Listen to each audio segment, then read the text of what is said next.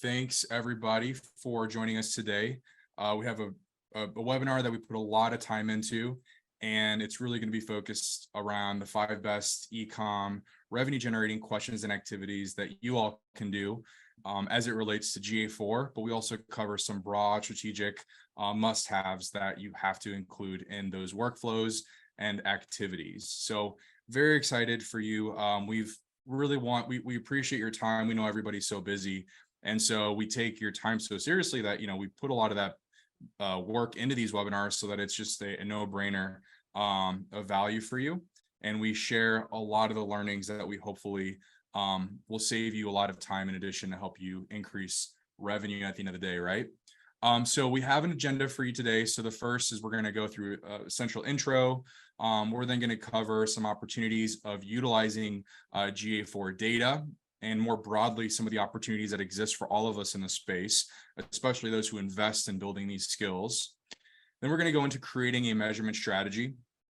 We're going to map that strategy to your customer journey and understand how GA4 plays a role.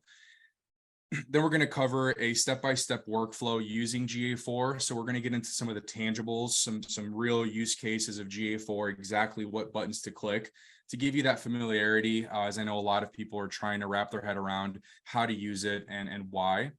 Then we're going to wrap up. We're going to have a case study throughout. So it's really going to help you understand how you would apply it yourself through the eyes of the case study. And then at the end, we're going to show you how to ultimately take those insights and learnings and gain influence inside of your corporation or your business, right? So it's a very key to ultimately utilize the data, not just for the learnings, but also to influence internal objectives. And then if you stick around till the end, we put together some really bonuses that we get a lot of really positive feedback on. Last time, I think we had I think out of all the attendees, 25%, one out of every 4 downloaded our bonus, and we got some very good feedback on it. So if you stick around to the end, we have that and an additional one that we put together for you today. So I know people are joining from all over the world. So excited for you guys to all give us your time. And so if we summarize after, I have about 45 minutes of content, and we want to start with the end in mind. And we hope that during the next 40 minutes, you're going to have some skills to take away. And these are the skills that we hope you gain from this webinar. The first is how to use those GA4 insights in your measurement strategy. The second is how to start your revenue-focused workflows for yourself or team. Certainly, some of you will be doing these workflows. Others just need context. If you have agencies or marketing managers that report to you, how are they going to utilize this? And how do you feel comfortable overseeing people that utilize GA4? And the third is, again, just understanding how to, again, utilize all the learnings to influence and have that decision power utilizing those insights and data that we go over today. All right, so I definitely would love to answer any questions that you have at the end. We'll have time for that, so feel free to write down your questions, and then we have different people on our team in the chat. I won't be looking at the chat, so we'll definitely let me know if a question comes up right away or something more urgent. But a little bit about me. I'm the CEO of PenPath, and we are based out of St. Louis, Missouri, United States, here in the Midwest. But we do have team members all over, but our headquarters is here in the US. And I've been utilizing GA and marketing data for well over 10 years.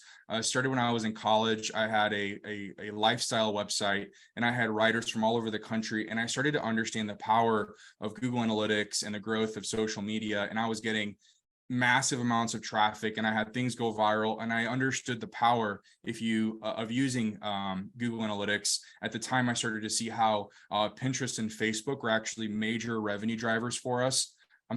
Traffic drivers, and it wasn't just organic search. And I think this was around 2011, and I noticed, if you utilize that data, how powerful it can be. And obviously, since then, I've been developing PenPath to become a way to help others leverage that power. I love using data, and I love the strategy once the data is there and ready to use. but I don't like spreadsheets. I don't like complex technical workflows that really slow down a lot of practitioners. I like, once I have the clean data, I know what to do and what not to do. That's my favorite part. And that's why I'm so passionate about what we do here at PenPath, helping our customers every single day around those use cases. So a little bit about PenPath. I'm not going to spend too much time talking about it. I want to give you guys all the value, but just so you guys have background and why, what we know and what we don't know, right?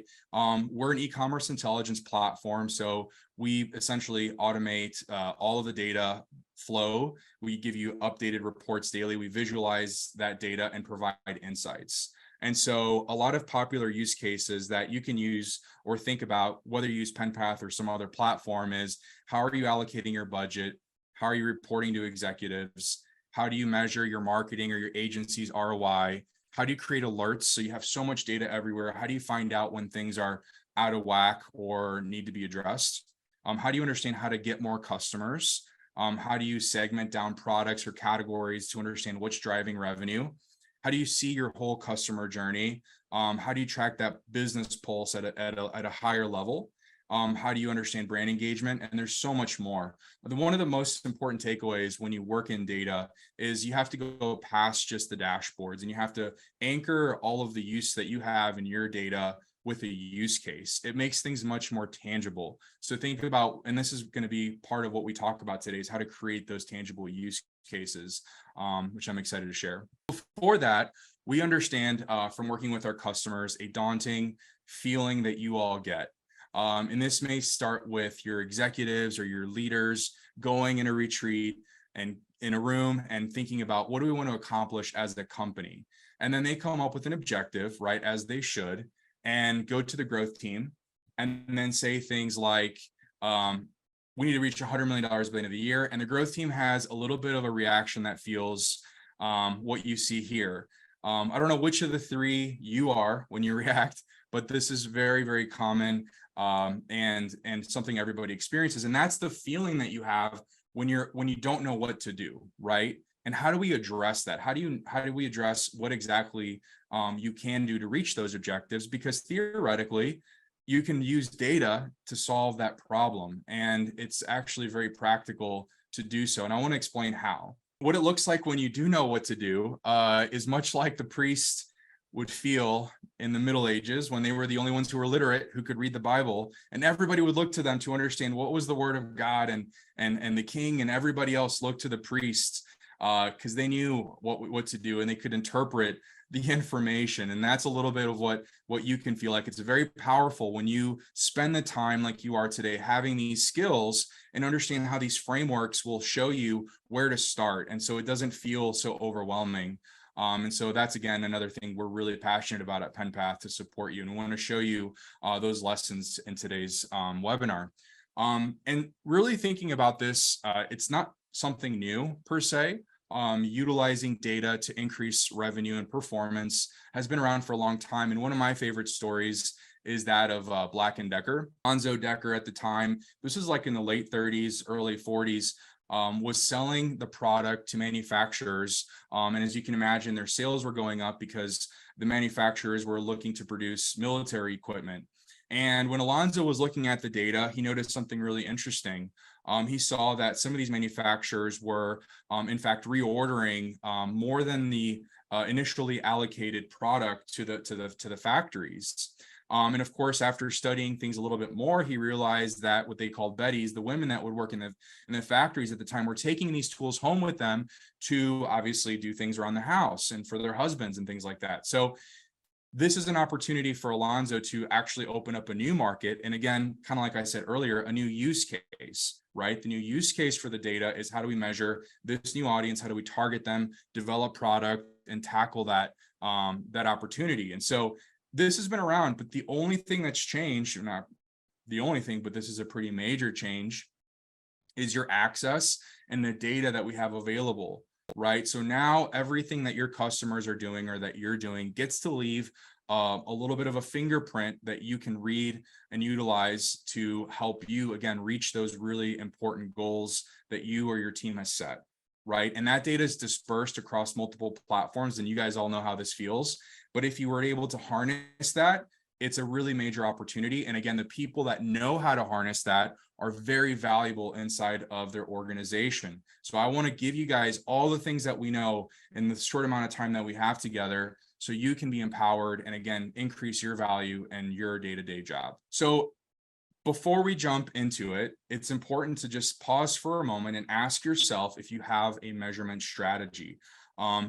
So what we typically see are people who have essentially certain metrics that they measure. They have 2 or 3 spreadsheets. They know they have 2 or 3 things they look at, but it's very common that you may not have a solid strategy, or that somebody is working on it or getting around to it, and the day-to-day naturally slows things down. And so the question is, what's something practical that you can apply that won't be a document that gets lost in the sea of other documents, and something you can reference more easily and get up and running, right? So I want to show you guys what that 5-step process is today. So we're going to go over that next. So I want you guys to have this as a very tangible takeaway. Many will watch this and not do that, but I really encourage you to be the few that do practice this internally. So here's what it looks like. Again, make sure you have these 5 pieces for your successful strategy. The first is having an objective. Objective is kind of a catch-all for where are we going as a company? You know, what's your reason for existing, or what's something that's just like very, very top of mind for executives? Obviously, for some, it's going to be more esoteric. For others, it's going to be very clear. And again, after this, I'm going to show you guys a use case, so it'll help bring it together. So once you have that objective, write it down. Then you're going to translate that objective into metrics, right? And you're going to pick your most important metrics, not too many, right? Under 5. And those are going to be your key performance indicators. Now, there's going to be a lot of metrics that you utilize, but you're going to pick those few metrics that are most important to you. Then you're going to take those, you're going to quantify them and make targets. So obviously select a time range and a target. So sales, I want $1 million by end of year. You can also have quarterly targets. So the fancier you get, obviously start simple. If you don't have quarterly targets, at least get your annual targets for each KPI. Here's where it gets really fun and powerful. You're going to take those targets, right? $1 million by the end of the year. You're going to segment that down. So out of $1 million for the end of the year, we're going to want X% to be from new customers, X% from repeat customers, or out of $1 million, we want this % to be from this top selling product, or this, this category of products. This is where you're obviously going to get, it's going to be very case by case basis, whatever you need from there. And then last but not least is you're going to look at your baselines. You're going to see where those segments have been for the past significant period of time to understand what's the norm. What does the trend look like?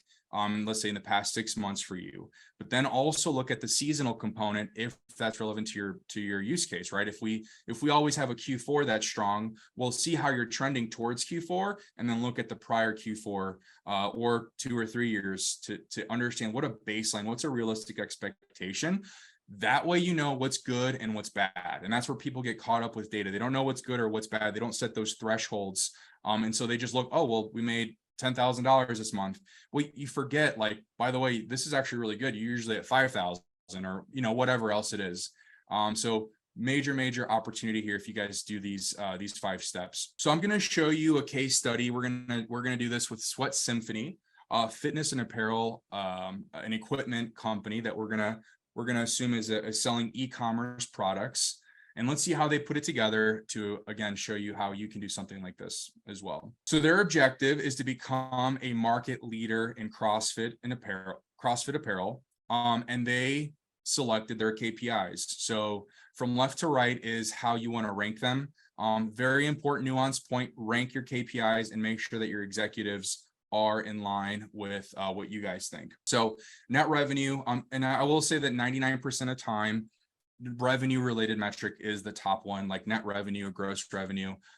Net revenue is really good because you can still segment that really easily. When you get into profit, which obviously is more important, it becomes much more complicated to segment it out. Usually the accountant is the one who deals with profit. But if you're trying to drive growth, right, usually you can stop at net revenue.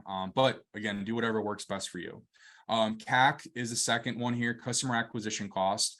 ROAS, return on ad spend, and then conversion rate. All right, then we're going to set those targets. So we're going to select end of year. So each of those gets an end of year. For total numbers like net revenue, you will have obviously the absolute value. But if something like a CAC or a ROAS, you're going to want to pick your average. So like at the end of the year, we're going to average at 3x, or we're going to end the last quarter in 3x. This is a little subjective. So you're going to have to create this strategy and however it makes sense for your business. From there, we're going to select the segments. And this is where, again, a lot of the opportunity is found, because we get it kind of anchors you down to something. So yeah, we're going to focus on net revenue, but we're going to slightly prioritize new customers. So then when we allocate activities, we know activities that generate new customers or creative, and you can then start kind of getting a lot more granular and real with what you're trying to do. Platform, you're going to see what platform drives the best CAC. And you can see on the right all the way to a conversion source and which one drives the best conversion rate. Now you can actually have levers that impact your metrics. And then again, as you know, baselines, we want to get those set for all of these. So these are some examples of a measurement strategy. And as you can imagine, it can get more complicated than that. But just starting with this and writing things down, I think is a great start. Okay.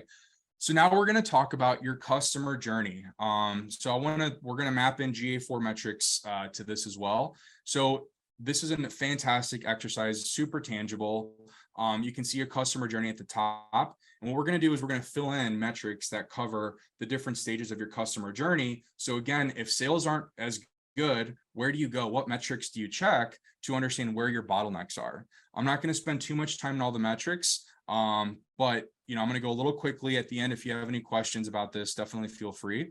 But we'll start mapping it out very quickly. So awareness, here's some impressions, some metrics that go with the top of funnel of your customer journey.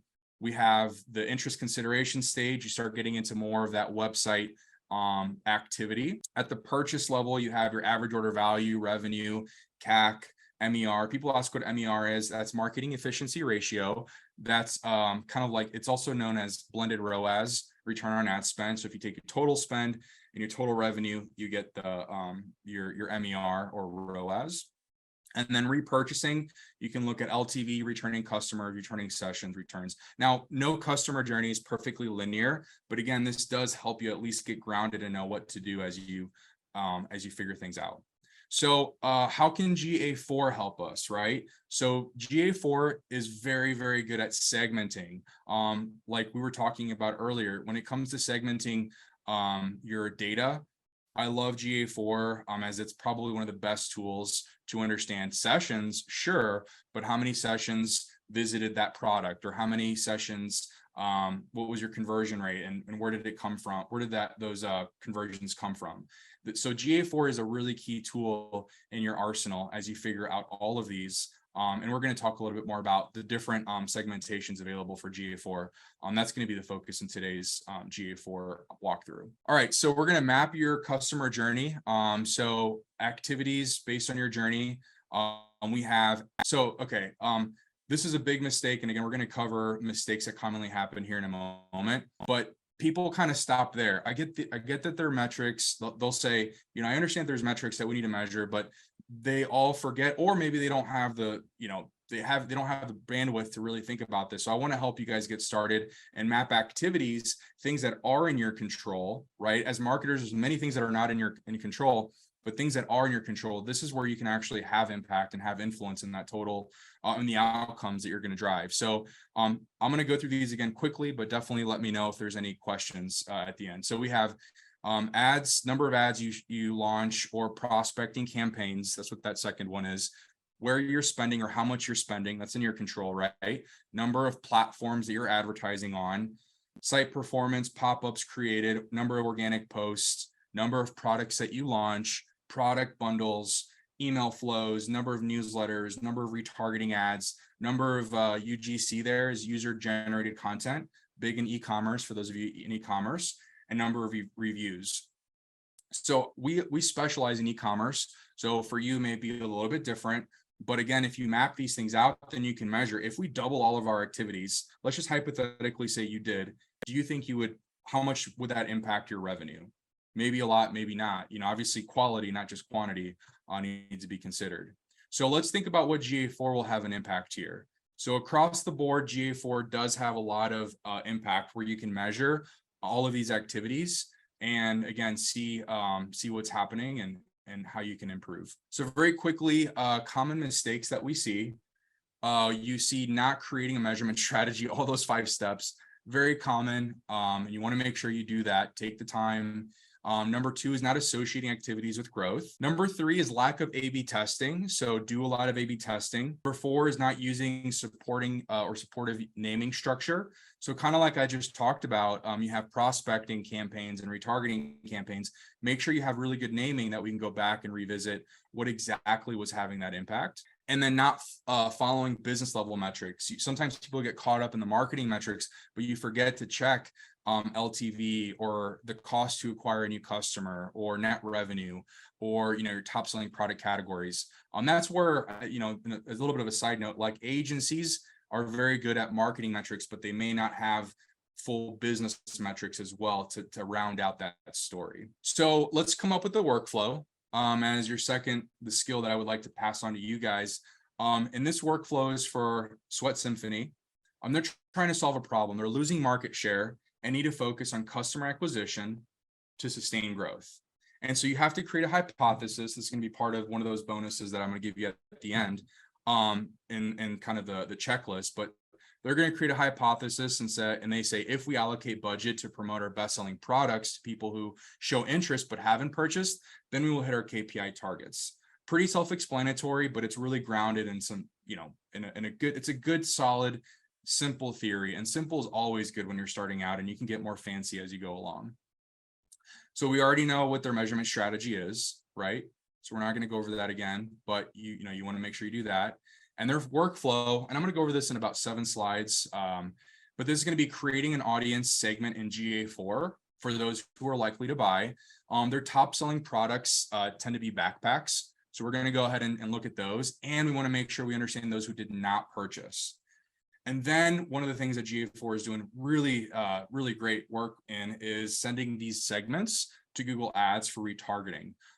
So we're going to create a campaign with the backpack audience to target, and hopefully that increases the amount of new customers that we're getting. So we're gonna jump into GA4 and see how this is done. Okay, so you go into GA4. Some of you range in your familiarity with GA4, so I'm going to cover some of the basics here. On the left-hand tab, you have the home, right? Has some basic metrics there. Reports is where some of the already existing dashboards and charts live. Explore is if you're going to get fancy and create your own charts. Most people that we work with, it's not capable enough, and it's a little clunky. You can't share it across different others that are using GA4. There's a lot of limitations, but Explore does allow you to have some filters that can give you some insights. And advertising there at the bottom. So we're going to go ahead and click on Explore. We're not actually going to build any charts on today's tutorial. I just want to show you guys how to create those segments. So what you do, and this can actually be done through a couple of areas in GA4, but as soon as you click on that Explore tab, you're going to see that where it says segments, and that's where you're going to click the little plus. So what we're going to do is we're going to click on user segment. But at the bottom, I do want to note there are really cool pre-built segments for e-commerce companies, if you don't already know. So these pre-built segments can be very helpful. Predictive segments are available as well. You see in the far right there, if you have like over 1,000 conversions per month. So the shopping is good if you want to explore that, but we're going to build our own and show you again how you can continue to do this to find those segments that are going to drive the most revenue. So we're going to click on user segment. And then we want to be organized, right? So just title it whatever you want to title it. As you can see here, I've titled it users who visited backpack pages but didn't purchase. And then I added a description there. So below that, there's a description. We definitely see a lot of our customers sometimes have relics from prior either agencies or people, and they don't know what things are. Things are everywhere. So it's always good to leave a little date stamp on when it was created. So you're going to click right. It's going to be very obvious when you're in the platform. You're going to click on add new condition to get it started. And from there, you do have to have a lot of familiarity with the metrics that are in GA4. This is one of the complicated parts of doing this yourself and not having somebody help you with the dashboards. But you're going to go to, but I'm going to show you how to get to this, right? So you're going to go to page screen, then you're going to go to page path and query string, because this is, we're going to look at the URL, and all URLs that you have that have the word backpack are those products. So that's how we're going to detect people visiting the backpack pages. If you were to go to something like a page title, that's going to look like your title tag and your HTML, and you may not have backpack. So then it's not actually going to give you any data. So you have to understand a little bit of the definitions here. So once you select that, you want to make sure you click at any point in time. So anybody who's visited the backpack page at any point in time. Okay, so see here in the top left, you can understand that is ready to go. And then there's a little button that says exclude. As soon as you click that, you're going to click the little drop down here, and then you're going to click on events. Events is like everything in GA4 is events, and they have some events that are designed for e-commerce, like standard events. One of those is purchase, of course, and that's obviously going to be very popular. So what we're going to do is we're going to see all the people who visited the backpack page, but we're going to exclude those who did not, or those who purchased. So now we're going to be left with a nice segment for us to utilize. And as you can see, there's tons of different segments that you can explore there. So if you were to look at the whole page, I was just showing you a little bit of the page to focus us, but on the right, you do actually get a really great summary of what you're looking at, and if this segment is actually even worth targeting. Because let's just say you did this and you found out there was only 50 people or 100 people in that segment, you're going to have to find one that's bigger and usable, right? So we're going to say this is usable because we're at about 3.8 thousand people. And then from here, you can click and build new audience in the top right. So you could actually not click build new audience and just look at the explore and look and utilize this data to find insights. But we're going to click build audience because we want to send this to Google Ads, and then Google Ads is going to be able to target these folks specifically. So that's the workflow. So once you're done, you're going to hit save and apply. However, keep in mind that you cannot edit this once you save it. So it's one of the limitations of GA4. You cannot save these audiences, but you can obviously recreate them and do what you need to do. The other thing is that this isn't released yet, but Google did announce that you're going to be able to do all of this workflow within Google Ads soon. If you connect your Google Ads to your Google Analytics, you're going to be able to do it all through Google Ads. It's not out quite yet. You will probably see it out soon, but right now you do it in Google Analytics and then you send it to Google Ads, and then you'll see your audiences there. So that was the workflow. And I guess the takeaway for you to think about is how can you create different attributes and segments that are going to help your company grow and increase revenue, right? Let's think about the behavior, your conversion events. Maybe your conversion for you isn't just a purchase. Maybe it's we have a customer that we're that's looking to increase the email subscribers, right? So you can create subscriptions and conversions around the different pop-ups that you have to subscribe. Demographics and so much more can be applied here. Start simple and make it fancy over time. Don't get too complicated. That never works on digital marketing. Those of you who run Facebook ads know that this can be a tricky pickle to get in if you're over specific. If you do have an analytics platform, obviously we're biased, but here's a couple of screenshots of PenPath. Now you can track that baseline and see if you're increasing those numbers over time, right? Especially if it's automated, you can check daily. You don't have to wait for the month-end report or download a bunch of spreadsheets. It's all automated for you. Keep an eye on those metrics. And of course, you can segment that down. What's our ROAS for Google, or what's our total ROAS? And then keeping an eye on that net revenue metric, right? If that's your main KPI, how are we increasing that? And is that supporting our efforts? And now we're getting some momentum as you obviously do this over time. This is a process. So if you're not here, or if you are here, you're going to keep evolving over time and getting better and better at this.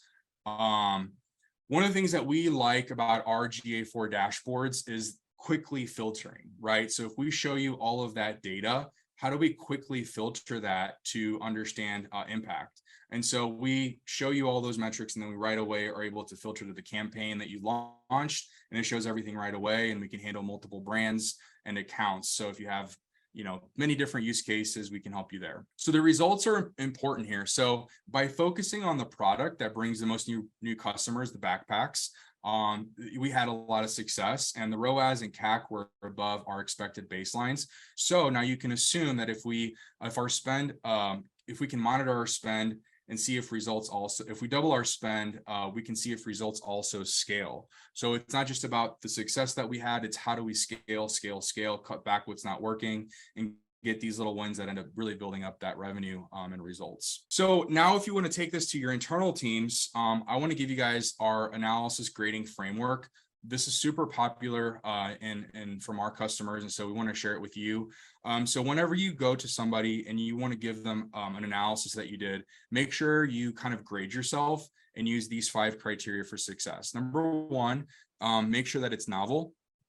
Number 2, let me break these down a little bit more detail. So novel here means it's not obvious. If you go to somebody and say, oh, we grew by 20% in Q4, it's like, yeah, of course we did, because that's holiday season. So that's not novel. So always ask yourself, am I saying something to the person I want to influence, something novel?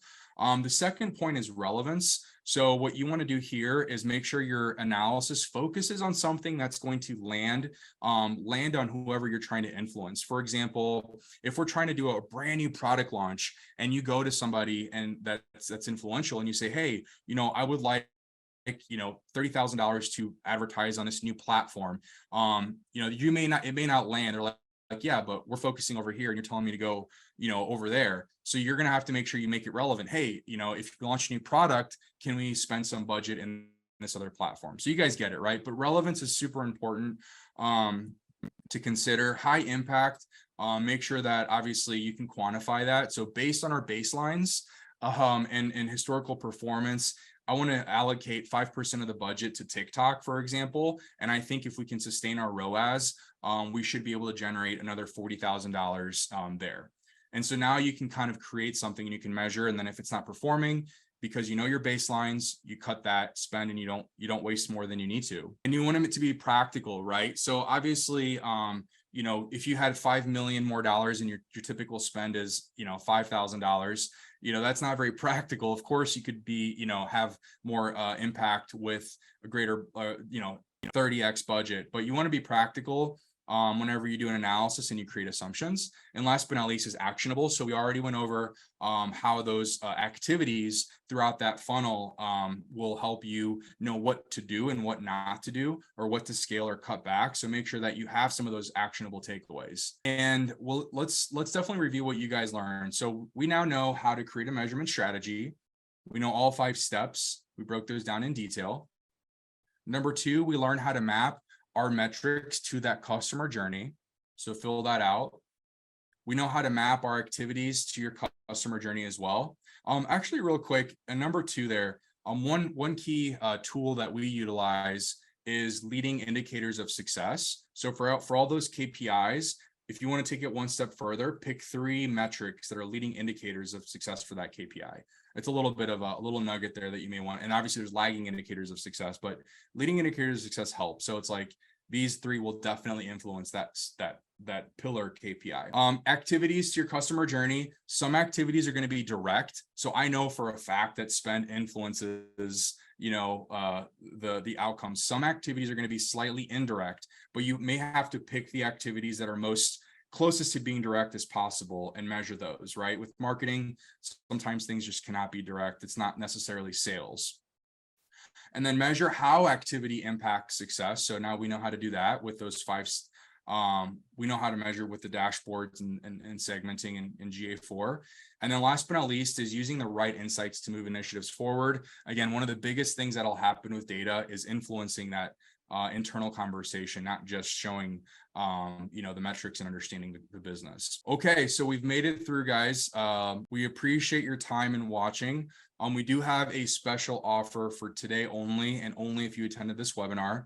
Obviously we have to do a call to action here, but if you book a time with us at PenPath, we're going to go ahead and give 3 months of free access to the GA4 dashboards, and we'll have one of our strategy consultants review your marketing strategy, and we'll help you forecast revenue for Q4, and then we'll help you figure out your budget allocation for Q4 as well. Again, very rare we do this, only for webinars on special occasions, so make sure you go to our website and book that time today.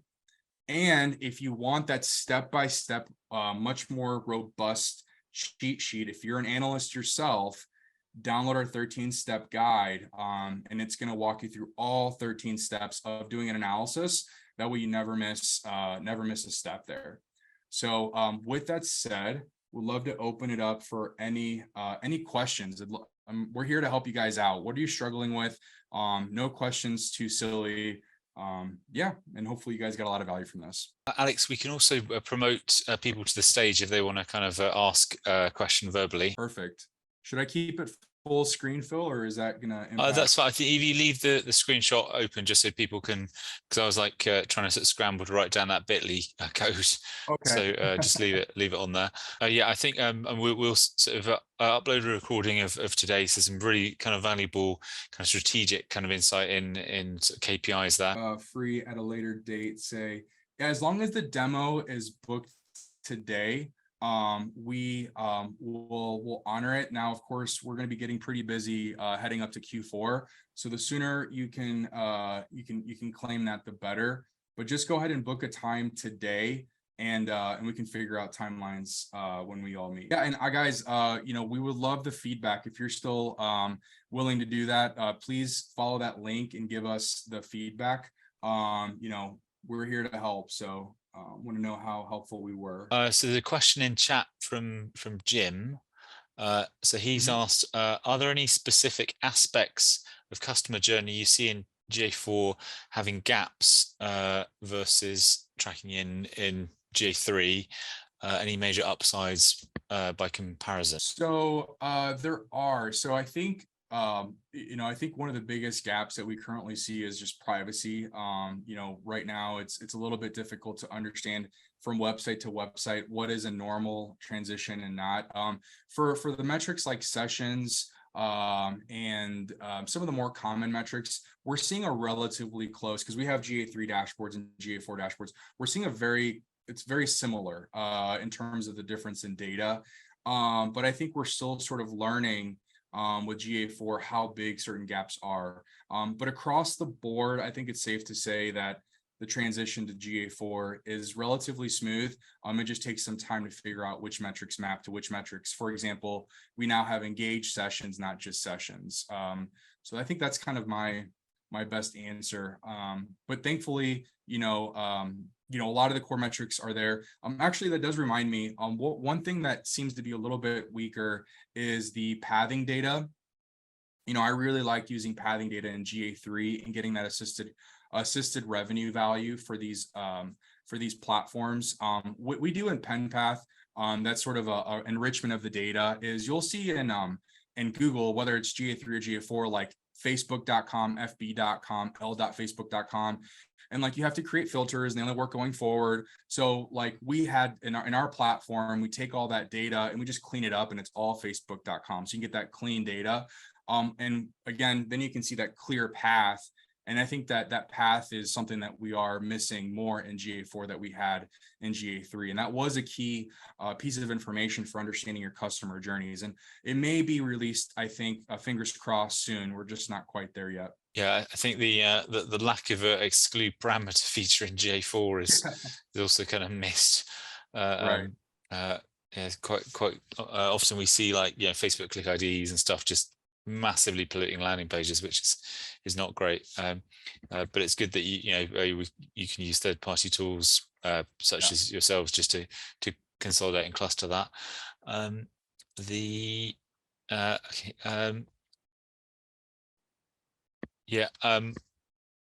So Jessica's asked a question. There are 2 conversion rates in GA4, session conversion rate and user conversion rate. Which conversion rate would you suggest to utilize for overall website conversion rate, i.e. similar to GA3? That's a great question. So I guess they both tell a slightly different story. User is a stronger metric than sessions. So I guess user probably would be better. However, user is a little bit tricky because, you know, if it's, is it the same user or not? You know, GA tries to do their best through Chrome browser and other ways to detect the same user. So you're going to get a decent conversion rate that you can kind of bet on. Session I like because it's just very consistent. We had this many sessions and here's how many converted. We don't have to worry about if it's the same user as before and different things like that. So, you know, both can be utilized, but user is probably a little bit better to consider. Yeah, I think if it's a comparison between the two, then it pretty much has to be sort of session based. Yeah. The and the other thing, I suppose, if it's user based, then it's going to be potentially a lower percentage, as in it's going to look like less because it's less users, more sessions, sort of thing. Yep, exactly. Yeah. I do I do like the fact that at least Google's trying to add kind of user attributes, so like custom definitions in GA4, right? And I attach additional kind of information, so yeah, for like bespoke kind of analysis or kind of like user clusters, which is good. I kind of the sort of predictive metrics and stuff like that, which potentially will get hopefully expanded out kind of soon. Just seeing if there's any other sort of questions in chat. I did, Alex, just going to put a link also because you were a part of our GA Forward event about 3 months ago. I'm trying to remember. March. March, yeah. So we actually have another GA Forward kind of session again. This is a full day sort of free training event. I'm going to just post into chat both the video recording from your last from the event you did for us in March, and also the next one coming up. So that's like a free to attend full day training session. And then Alex, that was the talk you kindly did for us in March. So thanks. Yeah, for those. Yeah, thanks, Phil. No, that's a great point. For those wanting more that I've done before, we covered a lot more about the comparison capabilities in GA4, and I did a little bit more, I think, in the Explore tab in that webinar. So there was other capabilities that we featured. There's a little bit of overlap, which is kind of good to reiterate some of the points from today's call. I think it was one of the most highest viewed in your guys' YouTube channel as well, in terms of the prior calls that you guys have reposted. So, you know, hopefully you guys can check that out. It's on Measure Minds YouTube channel. We'll be posting it on obviously our blog as well. But yeah, there's a little bit more you guys can still, or I mean, obviously a lot more than you can learn, but as far as our content, the last webinar, you should definitely reference. All right, I'm just going to see if any of the participants want to kind of be promoted to stage and ask a question. If you do, just click raise your hand. So that's in Zoom. There's a little kind of like hand button. Yeah, some of the metrics that we've developed for GA4 that aren't available in the platform are like something like, you know, conversion rate, I think for e-commerce, I think seems to be, at least last I checked, not available. So we try to think of those types of metrics, or revenue per session. So if you break it down, if you drive more sessions, how much is revenue getting, how much is each session getting you in revenue? I love those types of metrics because they're very tangible. So we know the cost to drive a session. So then we know for every penny that we put towards the session, what are we getting in return overall in aggregate for the website, and then segmenting that down by source and platform. So definitely a lot of really great things you can do once you pull the data out. Explore is pretty limited in GA4. They're really trying to push you towards Looker and getting all that data in BigQuery, which can be such a headache for a lot of brands. So that's why, you know, utilizing platforms like PenPath, doesn't have to be PenPath, is probably better for a lot of use cases. Yeah, and that also helps solve the kind of 14-month like data problem in GA4, Yeah, which is a real headache, yeah. especially if companies are looking to do like a quarter versus quarter report, and like there's like a month missing. Right. And, Yeah, we pull in all that data and store it. And Google obviously is trying to be, their incentive is getting everybody to pay for BigQuery and do all that. So I know why they're doing it, but it's just kind of a pain when, again, if you're looking at a baseline and you only have 14 months and something like, God forbid, COVID happens, it throws your data out of whack for that past year. How are you going to go back to the year before that to know what those baselines are? You simply can't, right? You have to have that historical data and keep it somewhere. Because ultimately, why wouldn't you? You may need it at some point. yeah, and also in like a year's time or 11 months time, the access to the GA3 data is also going to Yeah, disappear, right. which is not great. So yeah, definitely good to use third-party sort of solutions for kind of caching or storing it to your Right. backup. Someone's asked, so Manu has asked about what's going to happen about cookies when once Google decapitates, is that, or decapitalizes the cookie, will it impact GA4 reporting? I think if I should I take that one, Alex? It's more of a Yeah, that one's technical more one. for you. Yeah. I think it's, I mean, third-party cookies in Chrome, I think that's still going to work for the next 6 months. Obviously, Google Analytics 3 and 4 for first-party cookies. I mean, Google has potentially 3 tiers of sessionization. So user ID sessionization, Google Signals, and then the kind of cookie method or device only mode. There is actually a 4th method that's kind of hidden, which is kind of IP plus user agent. You don't see it in the interface, but it's used for like consent mode modeling. But Google kind of basically has a mechanism that if cookies ever got sort of killed off, GA4 potentially can still work. That's what, when you hear the word kind of pings or cookieless pixels, that's what it's kind of referring to. But yeah, there's not an option in the interface where you can just select that 4th hidden option for like cookieless mode, but you can use JavaScript to turn off cookie storage as a kind of way around that instead. Cool. All right, I think people are being a bit shy in the audience. They don't want to sort of be promoted to the stage. But thanks so much for providing that talk, Alex. Some really useful kind of strategic tips and tricks there on sort of e-commerce sort of strategies and KPIs. So I think hopefully people have managed to kind of scan the QR code and they can get access to your cheat sheet. I'll send through sort of questions from that we've well, if people have got individual questions, I guess if they fill in that cheat sheet, they can send you an email directly and just sort of follow up from there. Yeah, well, my email's down at the bottom as well. Just email me, alex@penpath.com, and we'll make sure to answer your questions or whatever way contact form on the website. I think right now we're going through some major changes. You guys are all smart enough to be ahead of the game, learning these skills that are in very high demand. So happy to be a resource. And follow us as well on at PenPath on all social platforms, on LinkedIn. We put YouTube channels out. We put YouTube videos out.